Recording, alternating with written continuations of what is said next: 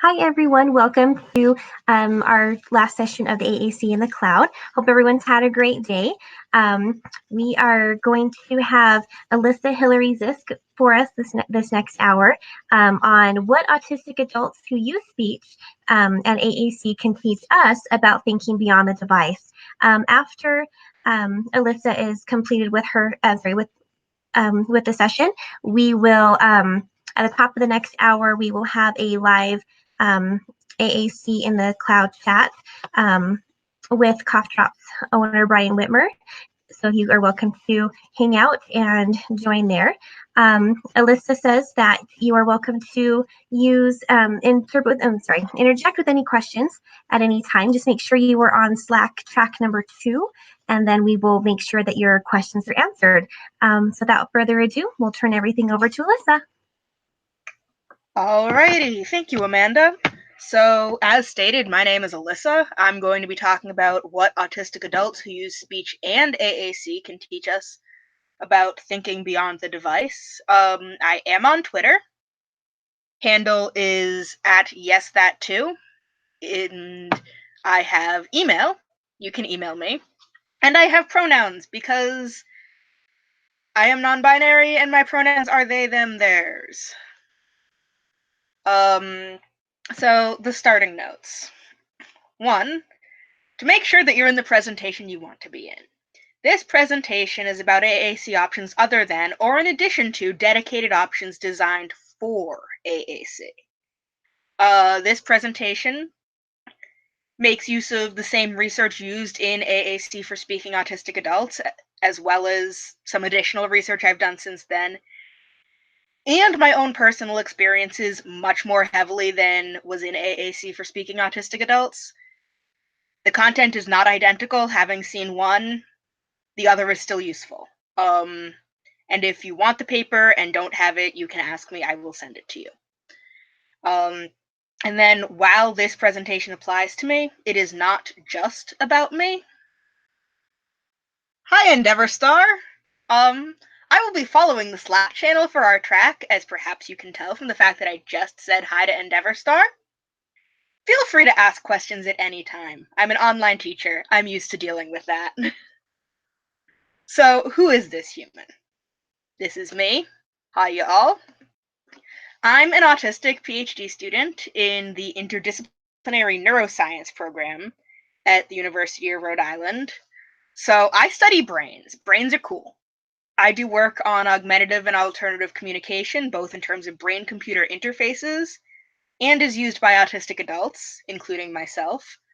My brain-computer interfaces work is primarily related to people with amyotrophic lateral sclerosis, which is acquired, progressive, and assuming that people live long enough, even eye gaze systems may eventually stop working for them. That's why we're trying brain-computer interfaces to communicate using signals directly from people's brains. And no, I do not mean a PhD student with autism. For people who are not political about person first versus identity first language, I'm not actually going to care that much.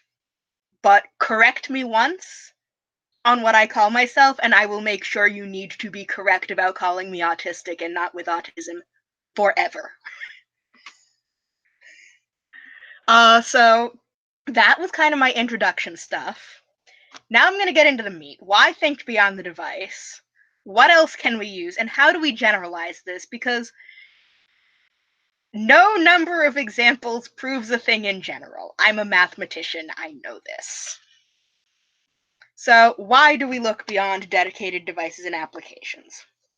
1. Money. Dedicated devices and dedicated applications have gotten a lot cheaper than they used to be. You can get an iPad with a dedicated application on it under $1,000 pretty easily. Under $1,000 is still a lot if you're self-funding and you're disabled and therefore more likely to be in poverty. So if I can find something that's on my laptop that I already needed for school as opposed to the iPad that I technically didn't need for school, that's going to save money. If I can use a low-tech option that is cheaper and will work just as well for my purposes, that will save money. People don't always have money. If insurance isn't going to pay for the thing, this is a major issue. And then fitness for purpose. Essentially, there are some issues with how AAC applications are designed in that they're often designed, I would say, as therapy tools, at least as much as they're designed as assistive tools. What a person who already knows language needs in an app may not be the same thing that a therapist who's trying to teach language wants in an app. Plus, a variety of other issues. I've got a slide on just that coming up. Sufficiency for purpose. Basically, what that's about is that just because something, an application does part of what I need, that doesn't mean it does all of what I need. Environmental constraints. I'm not taking my iPad in the pool. I don't care what case you put it in. I'm not doing that. I'm probably not taking it skiing either. I ski fast enough that if I fall, that's going to be really bad for the iPad. Technology failures. Things break. I have gotten up in the morning to discover that my laptop will no longer boot. If my only option is my laptop, I'm in trouble. Batteries die. You can't depend on one piece of technology always working. And there's actually been an entire presentation about that early in the conference with backup options. Super important thing. Visibility and markedness. Essentially, how obvious is it that we're doing whatever we're doing because of a disability? Sometimes being really open and out about what our needs are is safe, and sometimes it is safer to make it slightly less obvious that we have a disability that affects our speech. At which point, something that is less obviously assistive technology can be valuable. And privacy. Who gets to read my message history in Proloquo to go, Proloquo for text, and similar dedicated apps? Those are just the ones that I have on my device and which save history. A therapist can see that. Maybe I don't want them to. But I can friends lock my Facebook posts, and I don't actually know the people working at Facebook.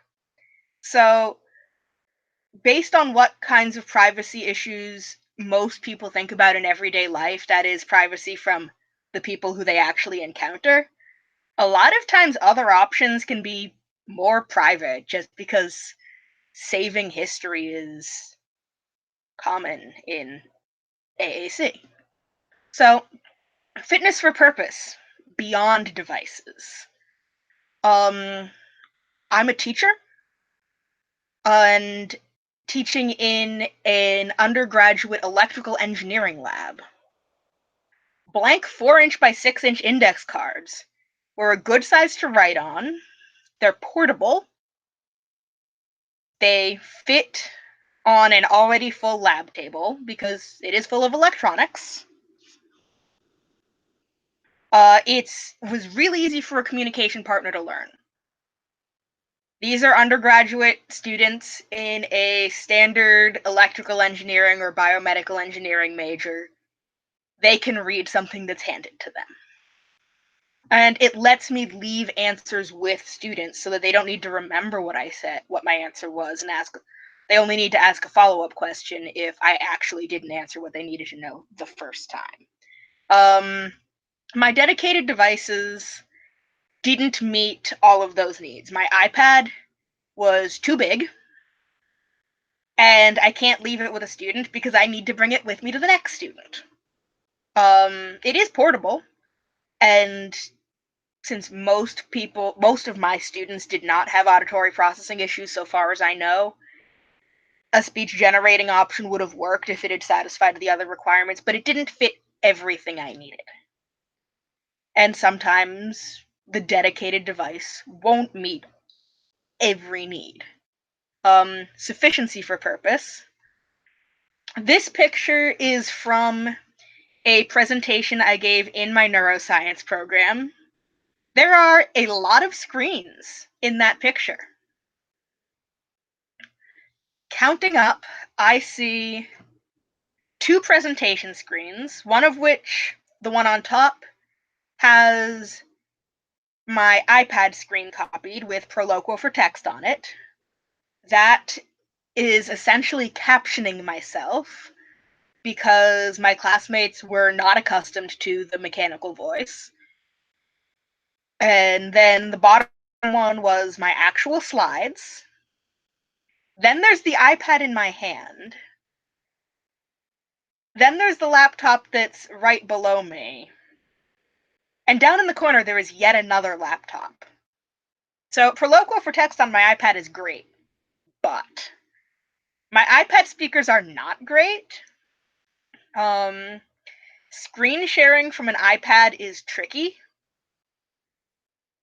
That's actually something that came up as a presenter for this conference. If I'd been presenting from an iPad, I would not have been able to share my slides. I might have a technical workaround for it, because the same one that I used for the presentation in the picture might have worked, but I didn't test it in this case. I have slides to share in addition to the iPad. So my dedicated application was part of the solution. My iPad is running Proloquo for text. It is in my hands. That is how I am presenting. But it is not the whole solution. There's a lot of other stuff going on there. And then environmental constraints and technology failures. We may not use a dedicated device if damage-induced technology failures are likely. This is why I'm not bringing my iPad in the pool. This is why I'm not bringing my iPad skiing. Pen and paper for skiing. Probably dry erase board and marker for the pool. Maybe a laminate. But something where the environment is not going to kill my device. And speech generation may not be ideal, even if it technically would work. Imagine going to a concert. It's really loud. Even people with typical auditory processing do not hear well what's being said in this environment. Why are you trying to compete with the noise, with the sound from the concert? Just do something text-based and show people, or start using a sign language and show people. Use a channel that is not full of concert noise. So speech generation may not be ideal, even if it technically would work. Speech generation is actually probably the option I use the least, for a variety of reasons. So, like, as a teacher, that's mostly not what I use. And then visibility and markedness. So Stephen Hawking, with his wheelchair and his dedicated device, this is really obvious what it is that he is using and what he needs. He's also famous. Everyone's going to know anyways. Whereas with Facebook, Twitter, Google+, Messenger, Skype, Tumblr, I don't even know what all of these icons are for. It may not be obvious to a communication partner that we have a communication disability. This can be useful in a variety of ways, including avoiding disability discrimination. People make assumptions about the competence of non-speakers speakers, both in the absence of any evidence in any direction and in direct contradiction to evidence that they have. This happened to me when I was at the orientation for a graduate program, the one that I'm currently in, because I didn't have speech that day. I was typing. And a lot of people were talking to me like I didn't understand what was going on. It's like, okay, good to see, honestly, what you think of nonsense.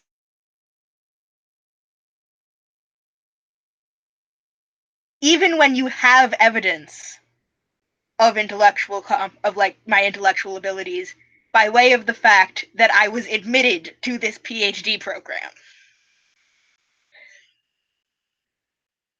And then there is privacy. So, log files. Every keystroke we have made is saved, including the keystrokes that therapists make for us when they're modeling on our devices. I have opinions about that. Can you get your own device to model on, please, and stop taking mine? Just get a second copy. And then our saved phrases. I did not put all of that information in. So I did not fill in those suggested items, but diagnosis, doctor's name, doctor's number, insurance company, insurance number. I don't want everybody touching my iPad to know about that. Though we do at least have an option for private use to avoid logging history. It'll reduce the effectiveness of prediction, which, yes, fair. This is based on what prediction uses. But, that is turned off by default. By default, we're logging all this history. And it is visible to anyone who assists us with our AAC use. This is people who are fairly close to us and have power over us. This is not usually who we want to show a list of everything we've said. Do you want your doctor to know everything that you've said? Including outside the doctor's office? As opposed to Facebook. Random faceless people at Facebook knowing what you've said. And who you are never going to meet. They're creepy.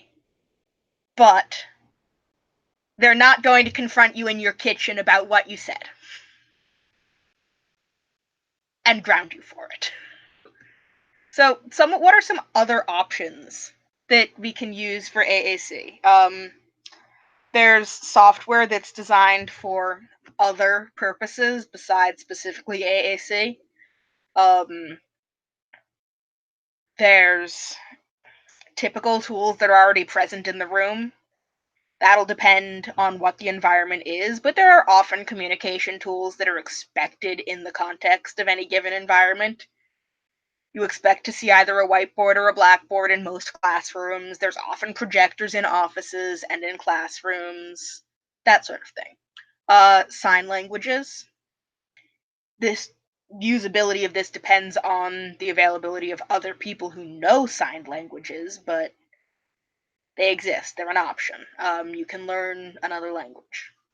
Gestures and body language. This is not a full formal language, but there may exist people who can read your gestures and your body language.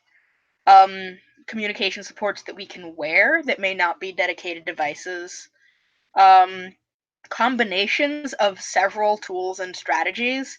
We don't need to use just one thing.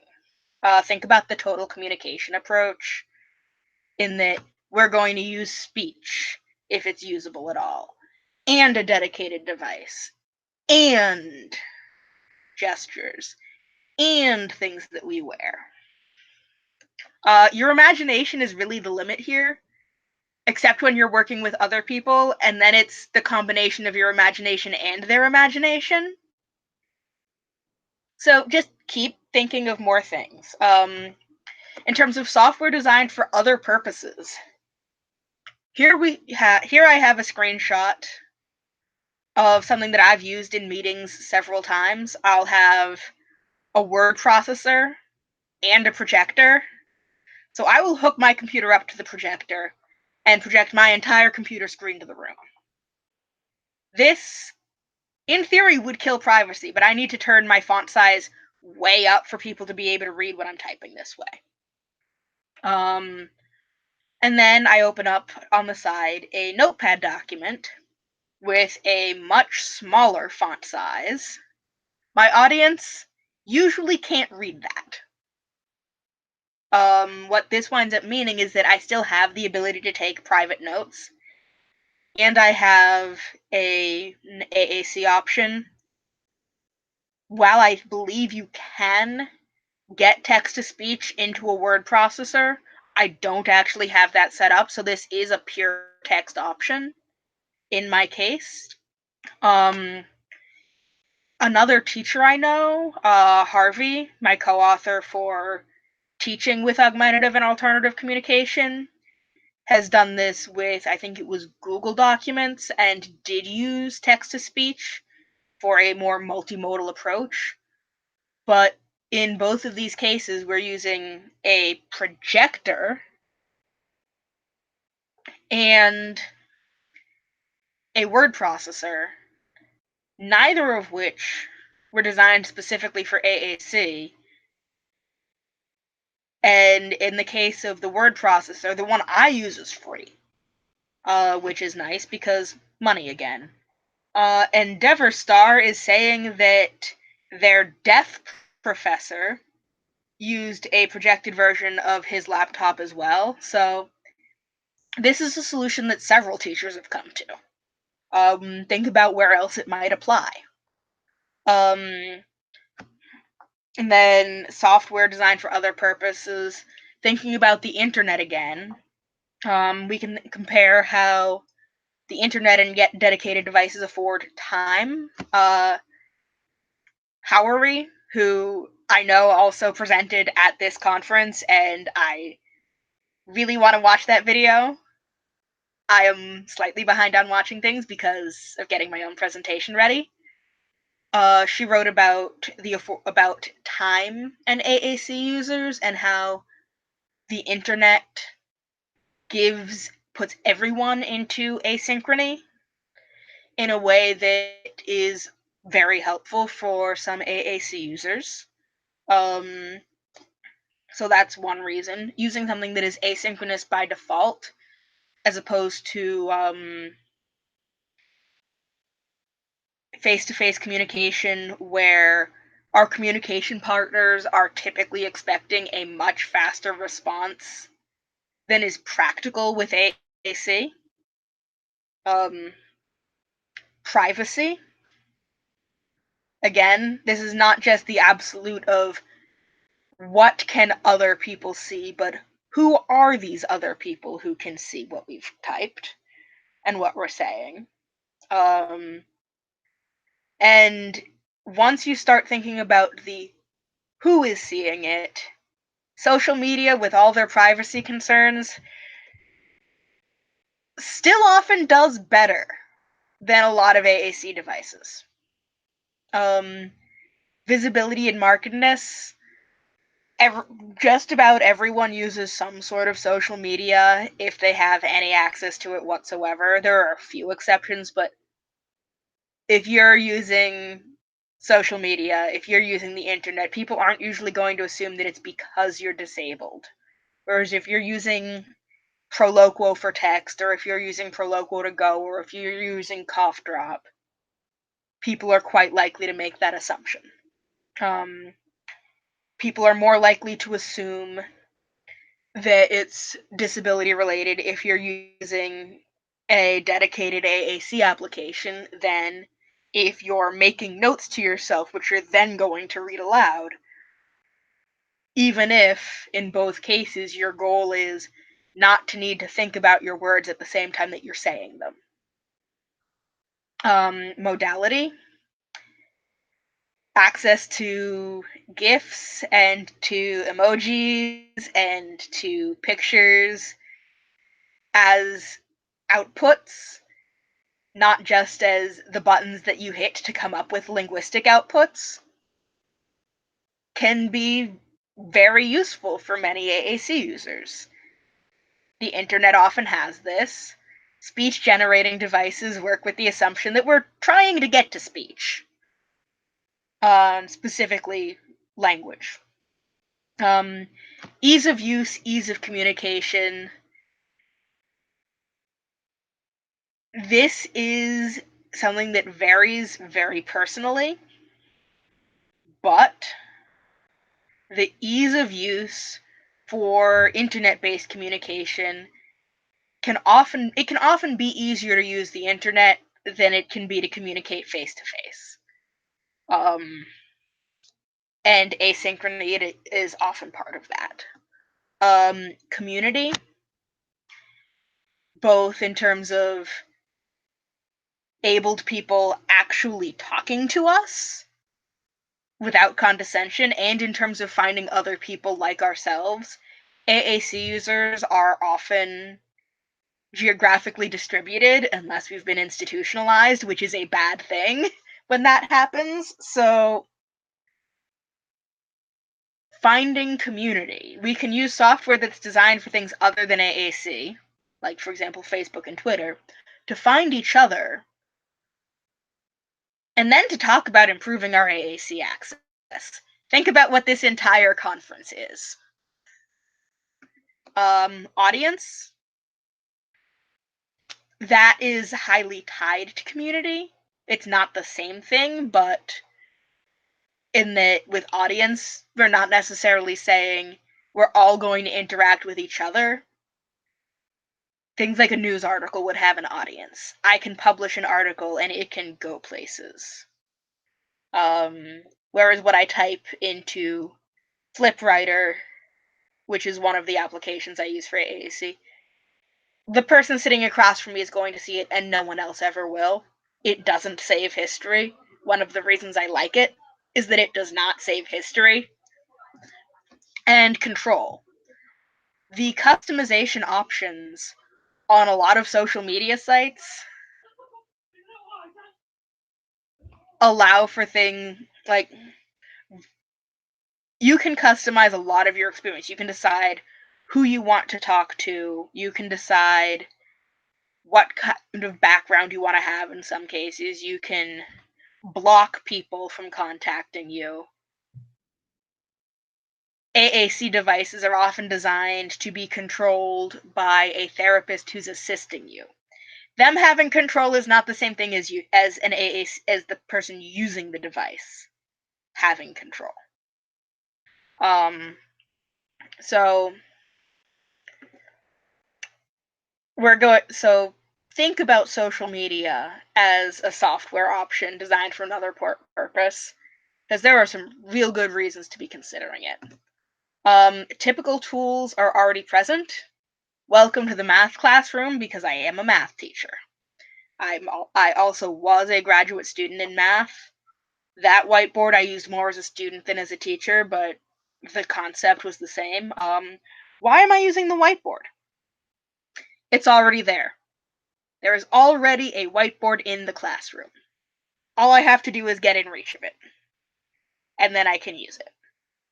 Teachers who use speech already write on the whiteboard. It is expected. My students do not have to do anything they would not ordinarily be doing in order to recognize and follow my communication that is written on the whiteboard. The only unusual thing might be just how bad my handwriting is. I'm sorry, I am not that coordinated. Mostly my handwriting's small. It provides access to all the words. Many devices, especially if somebody has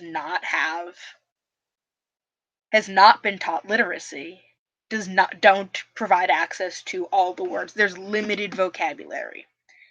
I can say anything I want on the whiteboard. Whether or not I actually will, I'm probably going to stick to things that are relevant to math because this is the math classroom.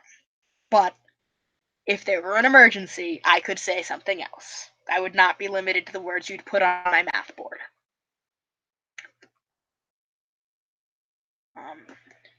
Supports that we can wear.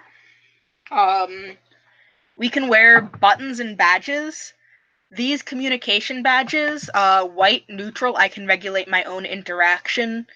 This one used to be the absence of a badge, but they've now added white for it in this case. Red, don't initiate interaction with me. Yellow, initiate if I've given you prior permission. And then green, please initiate conversation with me. This is a way of communicating whether or not you want to socialize with new people. These began at autistic conferences.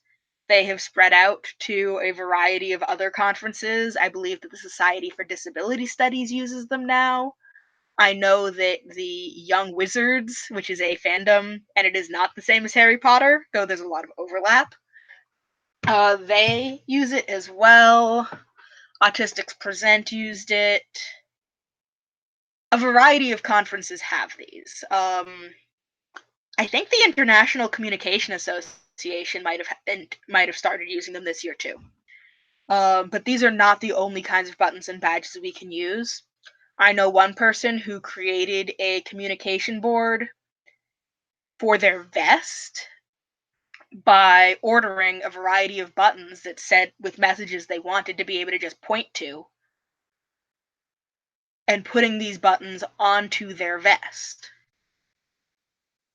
This is now a low-tech communication board on a vest. It's with them all the time. We can wear t-shirts. We can put information on a t-shirt. If the t-shirt reads, Autistic Party Giraffe, it is giving people a pretty good idea of who this person is. It is disclosing autism.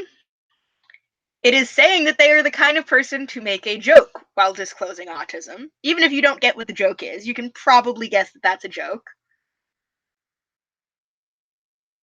And that they're sufficiently open about their autism that they're disclosing it on a t-shirt. There's a lot of information there. And then bracelets. I believe Endeavor Star, who is in the Slack channel, was the one who started making AAC bracelets with embroidery.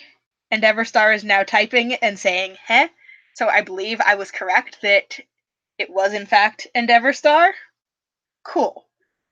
So we can use AAC options that we can wear. And we can combine tools and strategies. We are back to my presentation in neuroscience. This was about dynamics and neuroscience, so I was being a math nerd and a neuroscience nerd at the same time.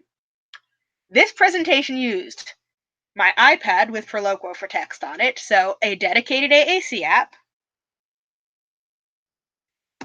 a power mirror, which is an application that let me screen share from my iPad to a laptop. Split cam. This turns part of a laptop screen into another video driver for that laptop. 2 laptops, one with my slides, one with split cam on it.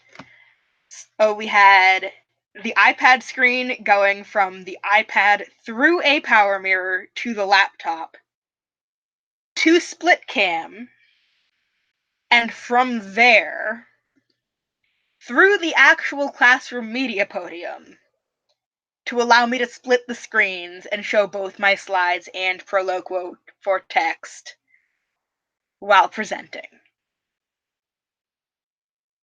Only one of those things is a dedicated AAC device. The rest of them are high-tech, but they were not designed for AAC.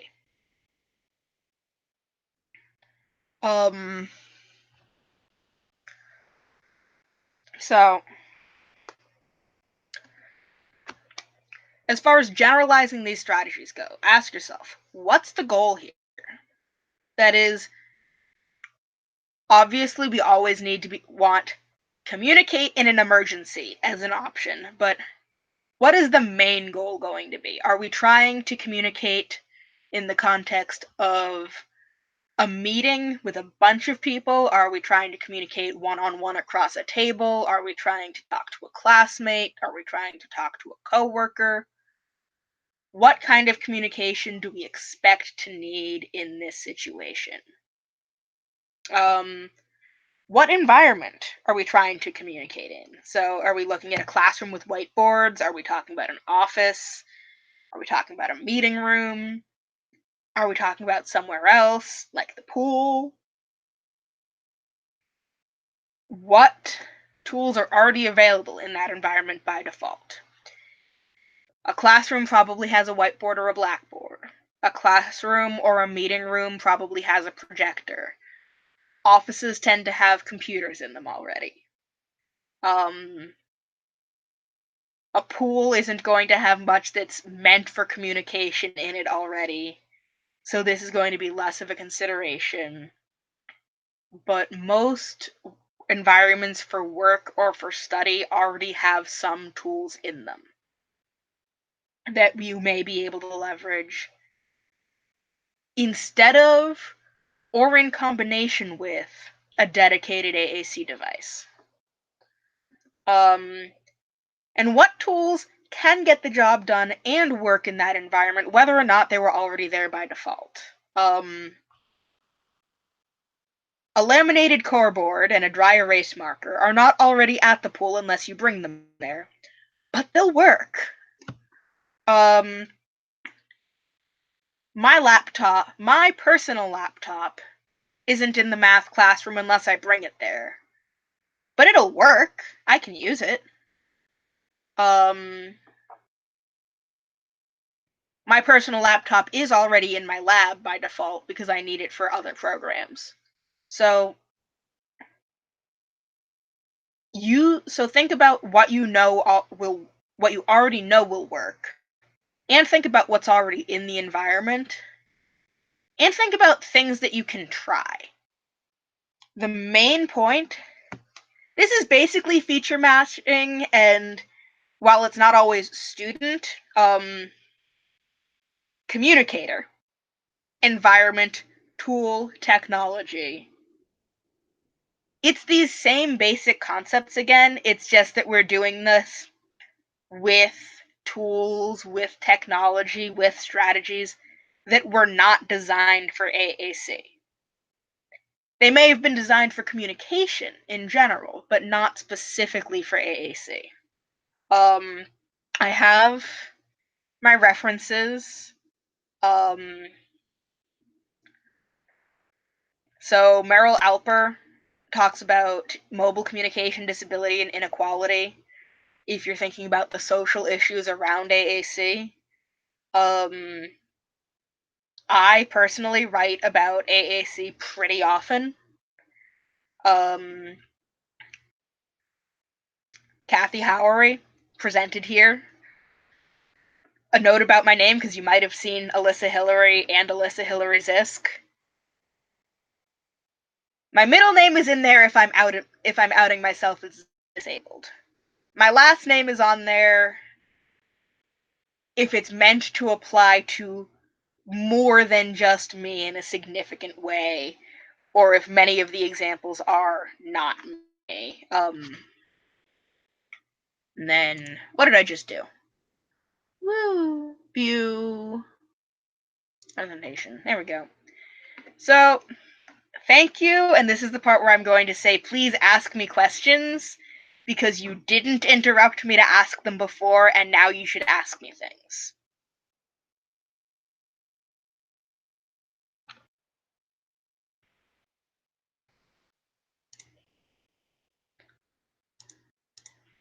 Hi. Please ask me things.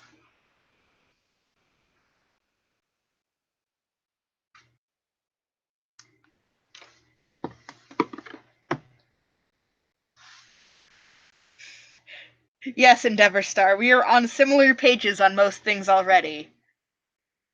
You can ask me things anyways, then I will info dump at you.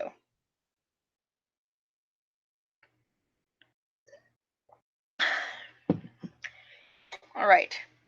Haley asks, when you give a presentation, do you plan for AAC use? Those are some very elaborate setups. The answer to that question is sometimes. That elaborate setup that I had referenced involving my iPad, 2 laptops, and the media podium involved months of setup to split the screens in a way that the IT guy who was responsible for the room had explicitly told me could not be done.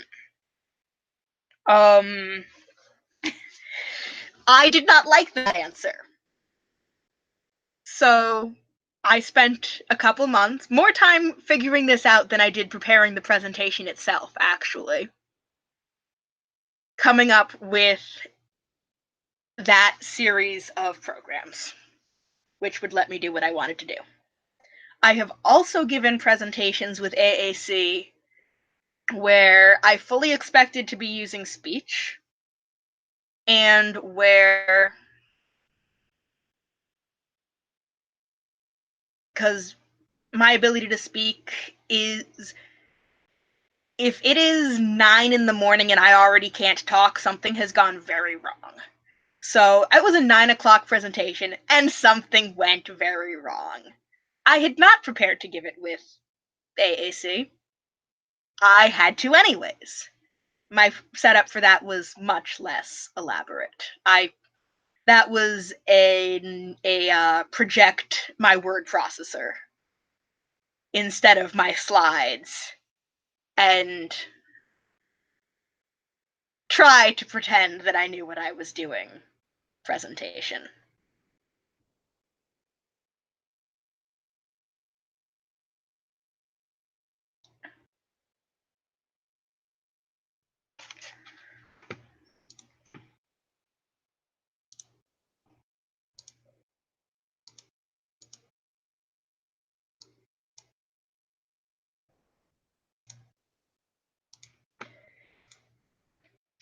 Endeavor Star also puts a lot of work on tech planning at the outset. Yeah, I feel like planning to present with AAC, we will put at least as much time into the tech aspect as into the what we're actually saying. And that's something that you should really think about, and in terms of how much time. Being disabled is often a full-time job and more.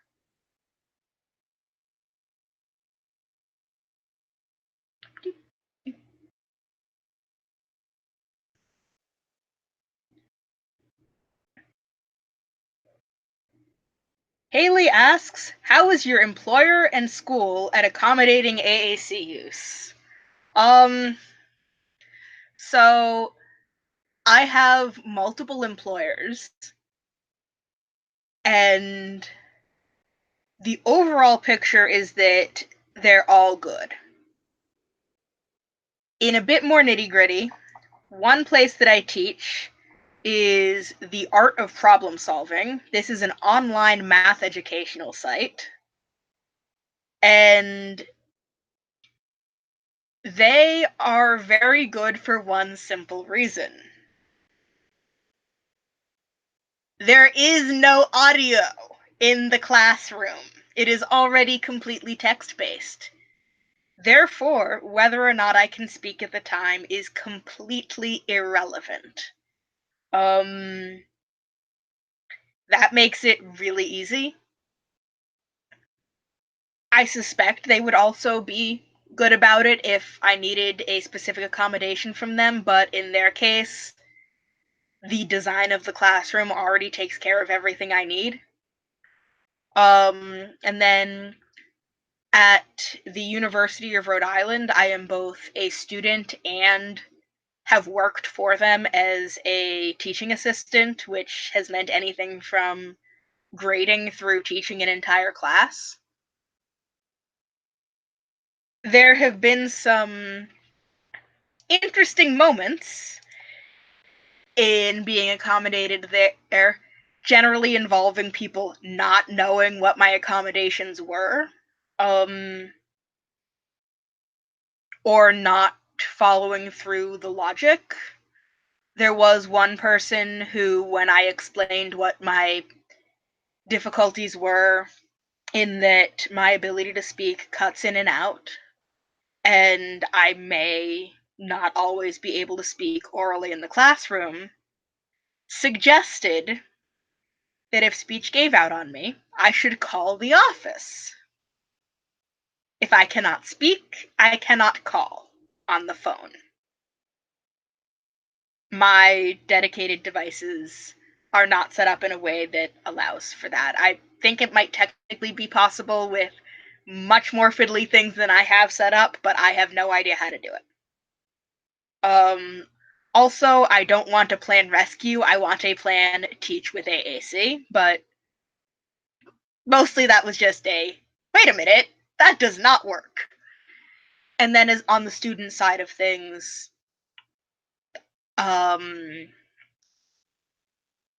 if I hand a teacher my accommodations letter before meeting with them, they do not know what my accommodation actually is. This has improved somewhat. As the first person at my university to have AAC as a formal accommodation,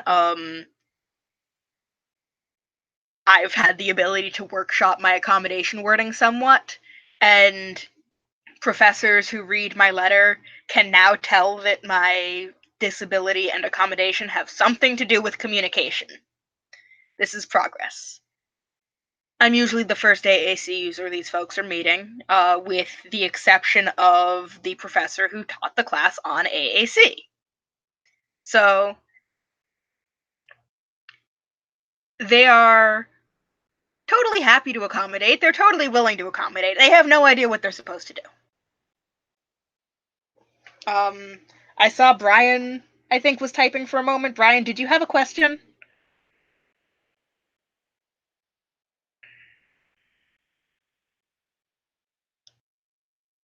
Doop-a-doop. Maybe that's the survey link coming up soon. I don't know.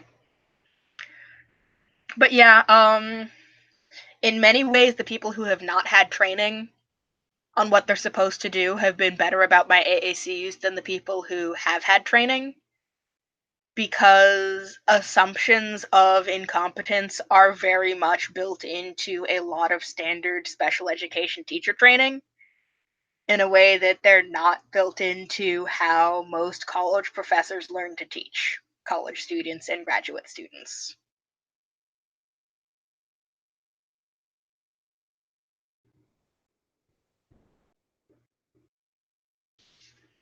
People are typing. Priority question, are you coming to Autspace? Is that the one in England?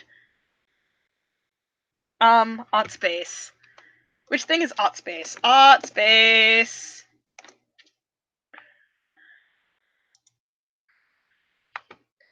Autspace is August 15th through 19th. I am not coming to Autspace because that is the same time as Worldcon, and I am going to Worldcon.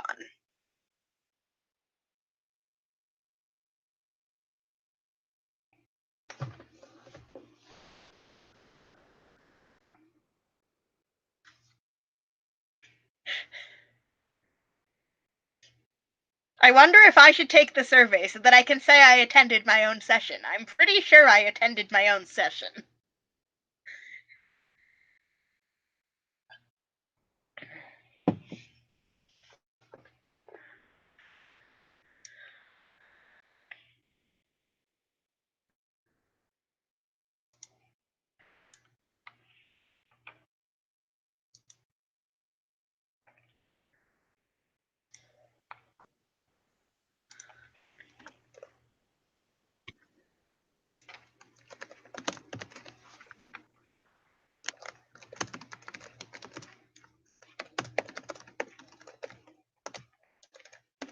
All right, feedback on the session. It's me. I attended my own session. Yep.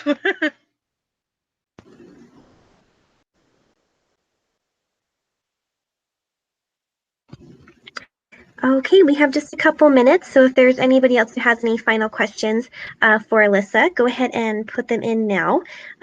While we're waiting to see a couple other people typing, Alyssa, I had a question. I apologize if this is presumptuous or, but what has been your, as an autistic adult who is also an educator, what has been your greatest hurdle with your students that you've seen? Honestly, my students don't care. The worst thing that has ever come from a student was a student looking at me when I started having to write one day instead of speaking and being like, "Oh, that's so sad." And no, it's my normal. It's fine. I don't actually care. Let's focus on the circuit that I am helping you troubleshoot in this electrical engineering lab. And that has been one student in several years of teaching. My students don't care. Administrators are sometimes an issue, not here, but when I was studying abroad. I think I'm going to not say where just because people might make assumptions about the whole country, and the same thing happens to other people in the US. But administrators actually tried to have me sent home on several occasions while I was there, and one of them was kicked off by the first time I needed AAC in the classroom. So overall, you found that things here in the U.S. are a little bit more No, inclusive as no? no, that is the thing. That is absolutely not, and that's why I'm not telling you where I studied. No worries. Yeah, So, I no, understand that. that was pure dumb luck that this happened to me when I was abroad as opposed to in the US. But it is technically true that that happened to me abroad. I have friends where teachers and administrators have tried the "you're not supposed to be in college" thing right here in the US. Well, Um, good for you for proving everybody wrong and just being your own person. I think that's very commendable of you for just, you know, taking it inside and just doing your own thing. I think that's amazing. Thank you. Let's do something about the barriers because seriously, I should not have to do what I've been doing. I should not have to be proving as many people wrong to get this stuff done. Like, seriously. No, absolutely. I 1000% agree. We have just we're just about out of time here. Alyssa, I want to thank you for your presentation. That was very educational and eye-opening. I appreciate your feedback and your honesty and for being with us today. And I want to thank everybody else who's tuned in. Thank you for your questions and for your feedback for Alyssa as well. Just before we close, just as a reminder, at the top of the hour, we will be having our live chat with Brian, and we invite you to come to that as well. Again, thank you to everyone for coming, and especially thanks to you, Alyssa. And we hope that everybody has a great day.